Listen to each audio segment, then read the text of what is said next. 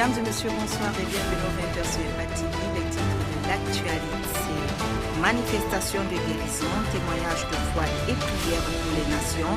Voici les notes sur lesquelles s'achève l'édition 2026 du Healing Stream depuis la ville de Lagos. Fait marquant de cette édition, l'hommage du pasteur Chris Oyakhilome au pasteur Mamadou Philippe Karambiri pour son engagement indéfectible pour l'évangile à travers le monde. Nous serons au Nigeria avec l'édition. L'immersion patriotique obligatoire de 2026 a débuté aujourd'hui sur toute l'étendue du territoire national. À l'occasion, le président du FASO a adressé un message fort au nouveau bachelier. Vous entendrez dans cette édition un extrait de sa déclaration. Après plusieurs années de formation, les élèves officiers d'actifs de la 25e promotion de l'Académie militaire Georges Namoignon sont désormais prêts à rejoindre les rangs des forces armées nationales. Au nombre de 217, la promotion reçoit comme nom de baptême Lieutenant Sawadogo Alexandre, bienvenue et affiche clairement son engagement au service de sa nation. Les clés de la sécurité abordent aujourd'hui la série sur dérive et délinquance juvénile. Quelles peuvent être les causes de ce phénomène? Pourquoi faut-il intervenir tôt? On en parle avec le camarade Eric Balma. Il est expert en sécurité senior. Une fois de plus, bonsoir et merci de votre fidélité. L'édition 2026 du Healing Stream a refermé ses portes après 3 jours de forte mobilisation spirituelle à Lagos, au Nigeria. Entre manifestations de guérison, témoignages de foi et prières pour les nations, le pasteur Chris Oyakhilome a rendu un hommage particulier au pasteur Mamadou Philippe Karambiri, saluant son engagement pour l'évangile à travers le monde. On en sait davantage avec Jean-Philippe Sawadogo.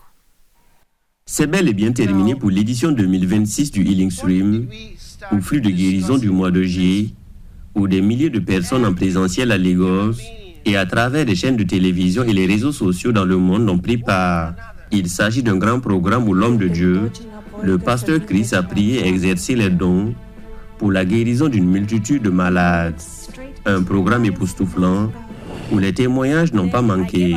Au dernier soir de ce programme de 3 jours, le pasteur Chris a particulièrement rendu un vibrant hommage au pasteur Mamadou Philippe Karambiri pour le gigantesque travail qu'il a abattu dans la vigne du Seigneur à travers le monde. I want you to tell him how much I love him. Tell him I love him.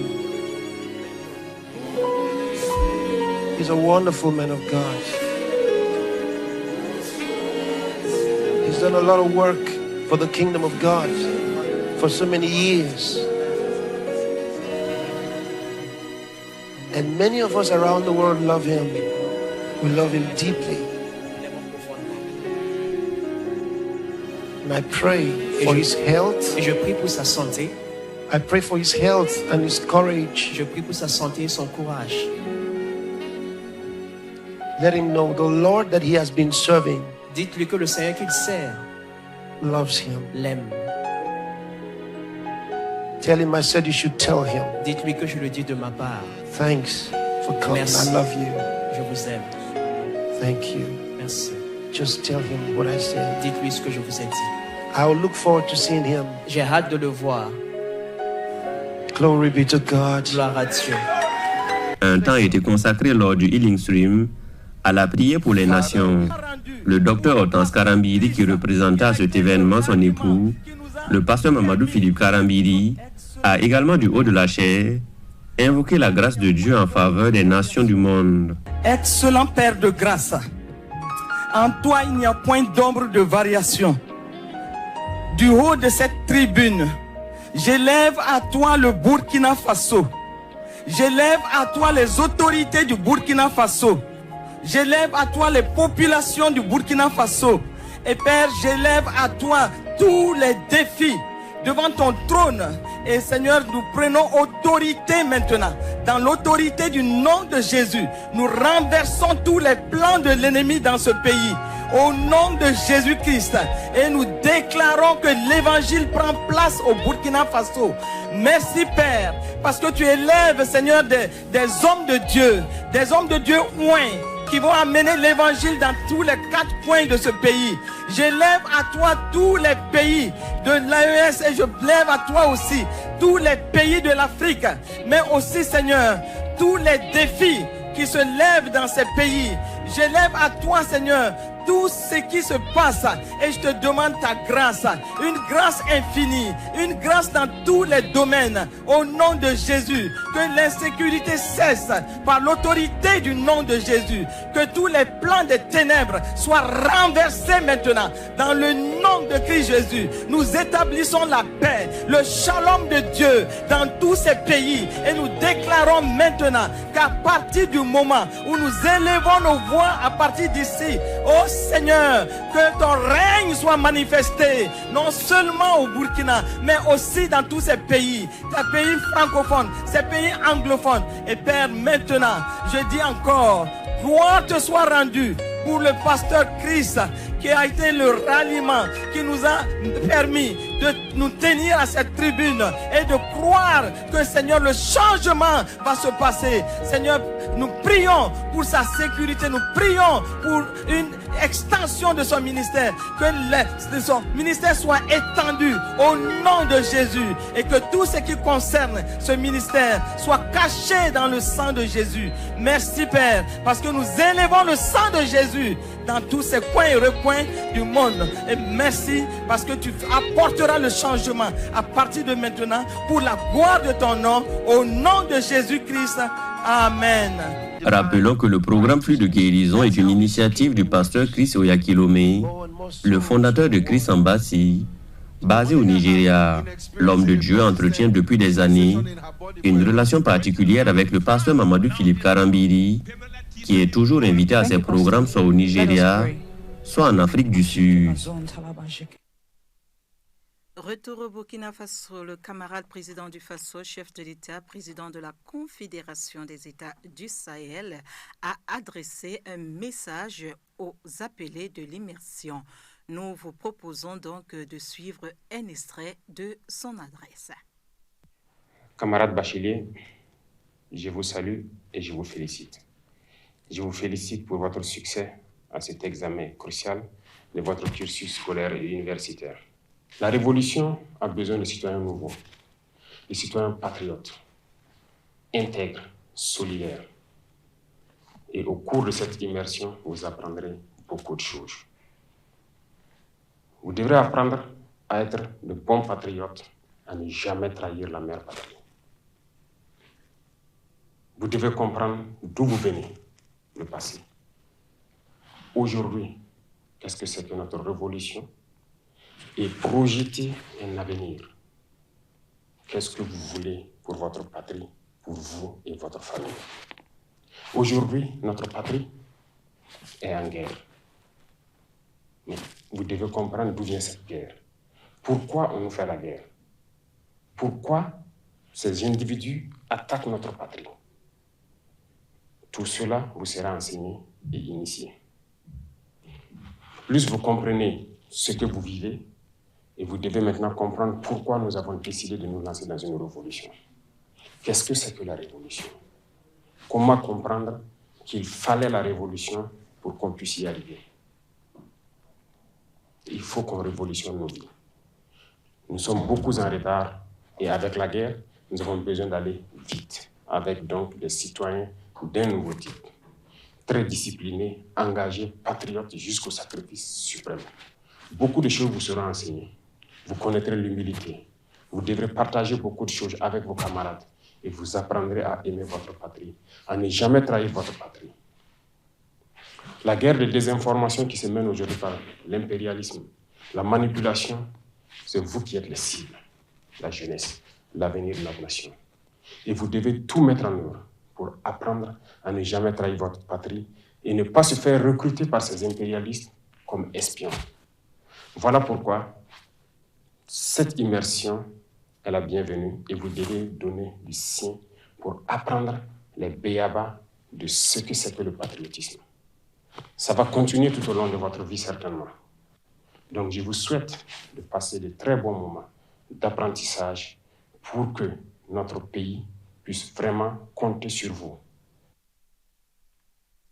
Pendant que d'autres commencent l'immersion, d'autres en sortent. C'est ce samedi 25 juillet 2026 qu'a eu lieu la sortie de l'immersion patriotique et civique de la deuxième vague des appelés. Ils étaient plusieurs centaines à effectuer cette immersion tout en répondant à la vision des autorités en charge des sports dans le cadre de la refondation de la nation. C'est le ministre des Sports, de la Jeunesse et de l'Emploi qui a présidé la cérémonie de sortie. C'était en présence d'Esaïe Demtsunda et Ilman Nikima. 460 athlètes et encadreurs de plus de 40 fédérations, toutes disciplines sportives confondues, ceux après 2 semaines d'immersion, effectuent leur sortie. C'est dans le camp du Service national pour le développement, devenu Agence Faso Bolé, que ces appelés ont effectué leur immersion patriotique et civique. Une formation essentiellement axée sur la discipline, le patriotisme et l'engagement pour la patrie. Un engagement pris par le ministre en charge des sports dès sa prise de fonction et qui se matérialise avec cette deuxième cohorte de sportifs burkinabés. Il est des périodes où l'amour de la patrie cesse d'être une simple aspiration pour devenir un devoir impérieux. Le Burkina Faso vit aujourd'hui l'une de ces périodes décisives. Face aux défis de notre temps, notre nation a choisi de se relever par ses propres forces, de défendre sa souveraineté et de bâtir son avenir autour des valeurs de patriotisme, de discipline, de sacrifice et d'engagement citoyen. Cette marche vers la refondation nationale interpelle chaque Burkinabé. Elle appelle chaque citoyen dans son domaine de compétences à apporter sa contribution à l'édification d'un Burkina Faso fort, uni et résolument tourné vers l'avenir. Le sport, parce qu'il est un puissant facteur d'unité nationale, de cohésion sociale et de rayonnement international, occupe une place stratégique dans cette dynamique. Les étalons ne sont pas seulement des compétiteurs, ils sont les porte-étendards de la nation. À travers leurs performances, leur comportement et leur engagement, ils portent l'image, les valeurs et les espérances de tout un peuple. C'est donc dans cette vision que s'inscrit l'immersion patriotique dont nous célébrons la fin aujourd'hui. 2 semaines d'immersion patriotique et civique, sanctionnées par une attestation en faveur de chaque appelé, qui désormais sur chaque espace, chaque terrain, doit penser patrie et rien que pour la patrie. Cette expérience a renforcé notre conviction que le développement du Burkina Faso repose sur l'engagement de ses filles et de ses fils, et que le sport constitue un puissant levier de cohésion nationale, de rayonnement international et de promotion des idéaux de la nation. Nous exprimons notre profonde reconnaissance aux autorités de notre pays qui font du civisme, du patriotisme et de l'engagement citoyen le socle de la refondation nationale. Grâce à cette vision, les sportifs sont davantage appelés à assumer pleinement leur rôle d'ambassadeurs du Burkina Faso et à défendre avec dignité et honneur les couleurs sur tous les terrains de compétition. Le premier responsable de l'agence Faso Bolé a salué cette vision des autorités qui font du civisme et du patriotisme et de l'engagement citoyen des valeurs de référence de la refondation de la nation burkina.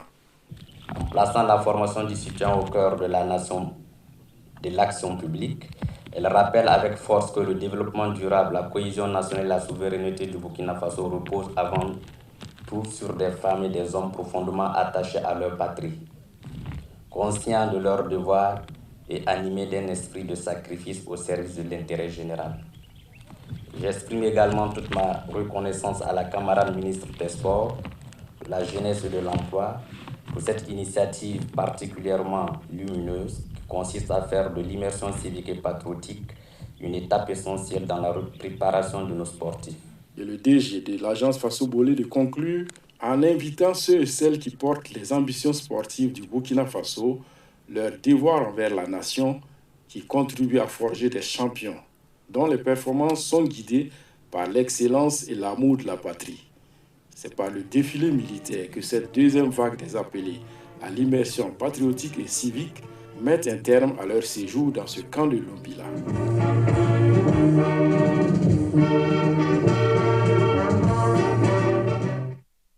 Comme je vous le disais en titre, le président du Faso, le capitaine Ibrahim Traoré, a présidé la cérémonie de sortie officielle de la 25e promotion des élèves officiers d'active de l'Académie militaire Georges Namoiano. Elle s'est tenue sur le site de la nouvelle académie en construction. À cette occasion, la 25e promotion s'est vêtue fièrement d'une nouvelle tenue faite en pagne traditionnelle. Pour Matiema, bien entendu. Un pas importé à la fin des rites d'initiation dans la zone de l'Est du Burkina Faso. Le commentaire est signé Aristide Ouangri.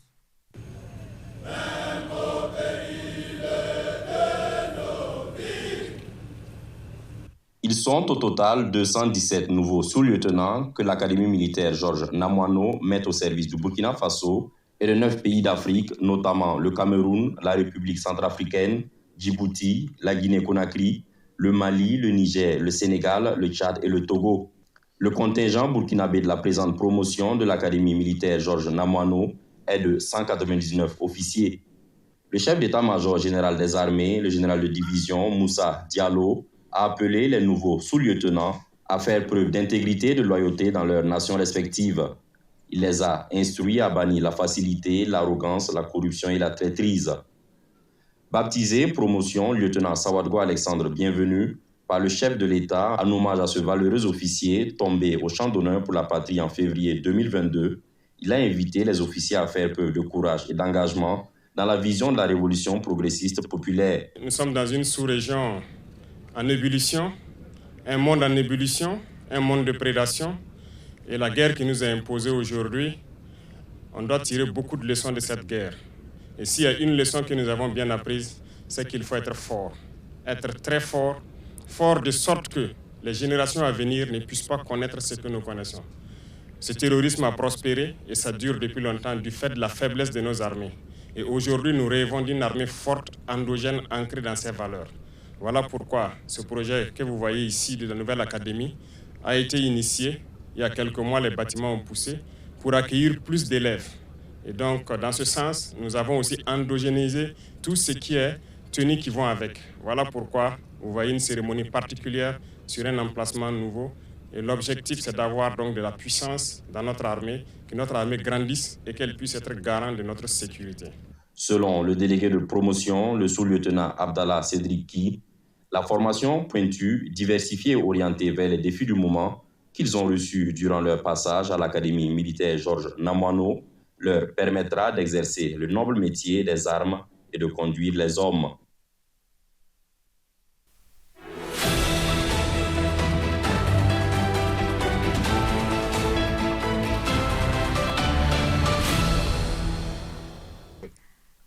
La délinquance juvénile est aujourd'hui une préoccupation majeure pour de nombreuses familles et pour l'ensemble de la société.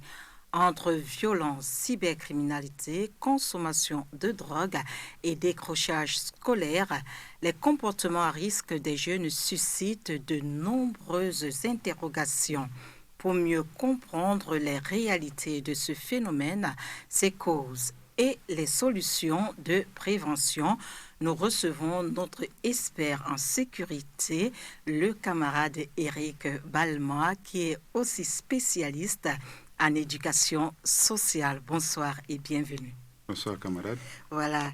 Quelle compréhension pouvez-vous donc donner sur les dérives et délinquances juvéniles? Ok, merci. Il faut dire d'emblée qu'il y a une nuance entre ces deux termes.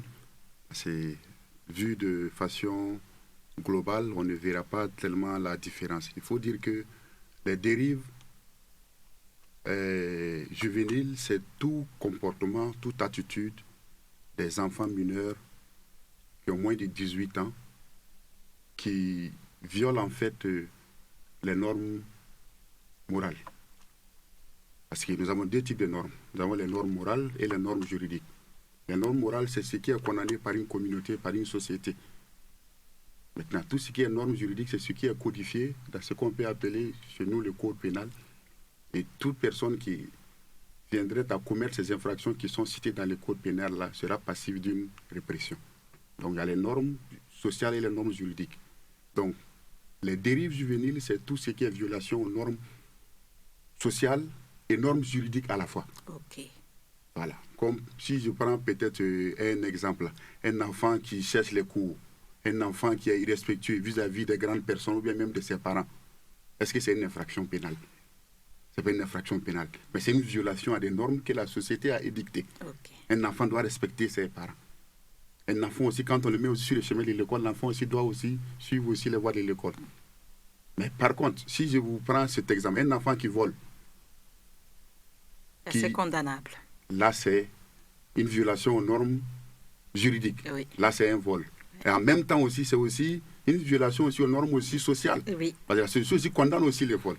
Donc, pour comprendre mieux ce phénomène, il faut dire que la délinquance fait partie de la déviance. La délinquance est une partie de la déviance. C'est comme un bébé de la déviance. Un bébé de la déviance qui est normé, qui est codifié dans ce qu'on appelle un texte qu'on appelle le code pénal. Okay. Voilà. Et là aussi, bon, on peut citer oui. Bon, les types de déviance. On a le fait que les cas de violence, on a les cas de vol également qu'on peut citer. On a les cas également d'actes de vandalisme que les enfants commettent en gang et en groupe entre eux. On a les décrochages également scolaires, l'appartenance également à des groupes violents et même l'harcèlement également sexuel présentement. Okay. Voilà. Et maintenant, tout ce qui est condamné maintenant par le code pénal maintenant, on revient maintenant pour dire que c'est évident de la délinquance juvénile et non de la déviance juvénile. Ok, d'accord. Voilà, quelles sont donc les principales réalités que l'on peut observer dans nos villes par rapport à la dérive juvénile? Ok, par rapport à la dérive juvénile, bon, on a les cas les plus marquants, c'est les cas de violence. Voilà, des violences parce que entre eux-mêmes enfants et qui se commettent entre eux jeunes et par rapport au groupe qui forment entre eux et ça se produit aussi généralement à l'école. Dans les bagarres. Les bagarres entre eux. Oui. Parce que des fois, c'est des bagarres également qui sont improvisées. Parce qu'ils parient les uns sur les autres et ils se font passer maintenant pour des combattants où c'est un pari entre eux. Vous voyez. Et là, ça constitue également des dérives. Et on a également les cas de violence également dans les quartiers. Ça aussi, il faut tenir compte de ça. Au sein également des... au niveau aussi des réseaux sociaux également, on croise également des paroles également qui sont violentes par moment entre jeunes. Et au niveau aussi des addictions, et il faut dire là, on a les addictions qui peuvent aller au niveau de la consommation de l'alcool. Là aussi, c'est une dérive. Il y a la consommation également de la drogue, qui est aussi une dérive. Il y a aussi les addictions également aux jeux d'argent.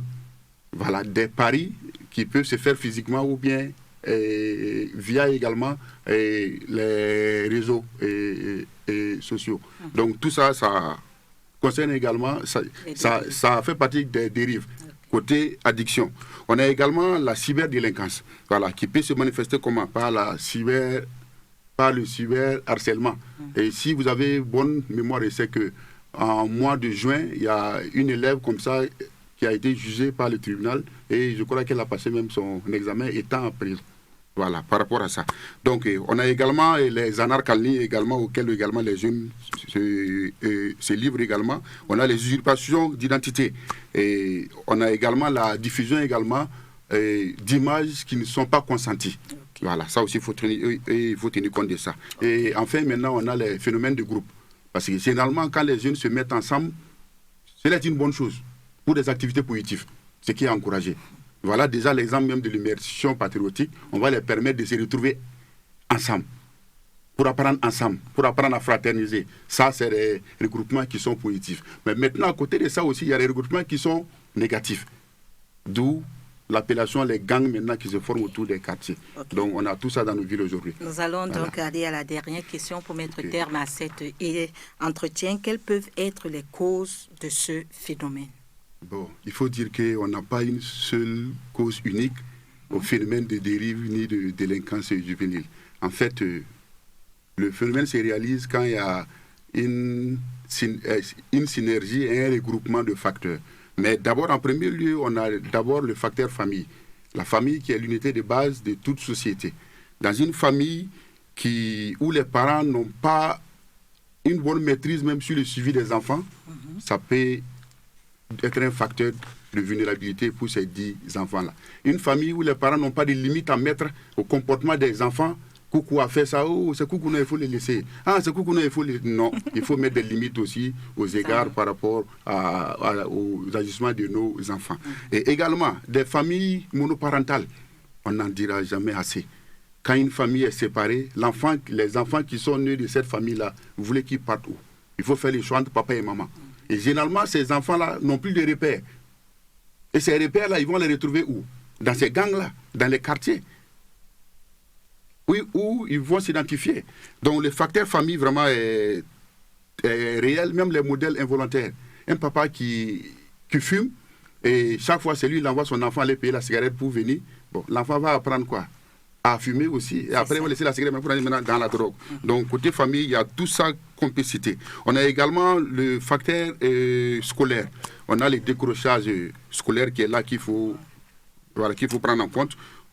L'absentéisme également dans les écoles, même aussi la réaction également de certains encadrés vis-à-vis de ces enfants également qui n'ont pas de bonnes notes en classe. Généralement, si l'enfant a eu des notes qui ne sont pas bonnes, ces notes qui sont nulles, ce n'est pas l'enfant qui est nul. Donc même dans l'approche également avec ces enfants, il faut tirer aussi des langages aussi qui valorisent l'enfant. Okay. Voilà. Voilà, nous allons mettre un terme à cet entretien. Comme c'est une série, nous allons y revenir dans nos prochaines éditions. Merci donc d'être resté avec nous, Eric Balema. Je rappelle que vous êtes expert en sécurité. La suite de cette édition réunie à Ouagadougou le vendredi 24 juillet 2026 pour le bilan semestriel des contrats d'objectivité 2026. Les ministères burkinabés ont dévoilé leurs performances. C'est la défense mène la danse avec plus de 74,53% de réalisation pour la sécurité du pays. L'administration territoriale franchit la barre des 60%, talonnée par le secteur de l'agriculture et de l'eau, 54,64. Le point, c'est avec Omaïsa Sana. Un exercice de routine mais crucial pour la transparence publique. À la primature, les chefs de département ministériel passent à la loupe de l'évaluation. Premier à s'y prêter, le ministre d'État chargé de la guerre et de la défense patriotique qui affiche un taux d'exécution de 53,14%. Le général de division réaffirme sa volonté d'intensifier l'offensive pour consolider les acquis d'ici décembre 2026. En effet, nous venons de faire un devoir de redevabilité aux camarades Premier ministre. Alors, en termes de chiffres, de taux d'exécution, au 30 juin, nous sommes à 53,14%. Un taux assez satisfaisant. Je ne vais pas attendre que vous me posiez la question par rapport à la conquête du territoire national parce que c'est que ça va venir. Nous sommes actuellement à un taux de 74,53%. Après la défense nationale, le grand oral s'est poursuivi avec le secteur de la souveraineté alimentaire. Face au Premier ministre, le ministre de l'Agriculture, de l'eau et des ressources animales affiche un taux global d'exécution de 54,64%. Un résultat globalement satisfaisant malgré des performances disparates selon les secteurs, avec une forte avancée sur la couverture céréalière à 70%, mais un ralentissement noté dans la filière avicole. Nous venons de rendre compte au camarade Premier ministre de la mise en œuvre de notre contrat d'objectif au 30 juin 2026 et globalement le taux de mise en œuvre du contrat d'objectif du ministère de l'Agriculture, de l'eau, des ressources animales et halieutiques se chiffre à 54,64% à la date du 30 juin. En ce qui concerne le taux de couverture des besoins céréaliers, le taux de couverture des besoins en matière de poissons, le taux de couverture des besoins en matière de produits de la viande, nous notons une mise en œuvre assez satisfaisante qui se tourne autour de 70%. Et ce qui concerne bien sûr la filière avicole, dont nous observons les difficultés au quotidien, nous avons un taux de mise en œuvre aujourd'hui qui se chiffre autour de 30%. Juste après l'agriculture, c'était au tour du ministre de l'administration territoriale de dresser son bilan. Le chef de ce département clé s'en sort avec un taux d'exécution plus élevé, estimé à 60% de son contrat d'objectif. Des résultats obtenus malgré de légères lenteurs administratives liées à la multiplicité des intervenants. Je peux vous dire qu'au sortir de cette évaluation à mi-parcours avec le camarade Premier ministre, le département sort avec un taux d'exécution à hauteur de 60%. Il y a des acquis, au nombre desquels on peut citer la délivrance de 17 000 actes d'état civil, de 180 000 actes ou titres de transport sécurisés. Il y a la réduction à plus de 51% des surestaries au niveau des différents ports. Avec des taux d'exécution franchissant déjà la barre des 50 et 60%, la dynamique de progrès est enclenchée au sein de l'appareil étatique. Ces premiers résultats de mi-parcours tracent désormais une feuille de route claire pour transformer les derniers défis en réussite concrète d'ici la fin de l'année 2026. Dernier acte de cette édition, c'est avec la parole de sagesse. Le Père authentique conduit toujours le Fils vers Dieu et jamais vers lui-même. Je reprends. Le Père authentique conduit toujours le Fils vers Dieu et jamais vers lui-même. C'est une parole de sagesse signée le pasteur Mamadou Philippe Karambiri, fondateur délégué du Centre international d'évangélisation Mission intérieure africaine. Et c'est avec cette parole de sagesse que nous vous disons au revoir. Notre œuvre est pour Jésus-Christ, le seul roi de gloire. Que Dieu vous bénisse.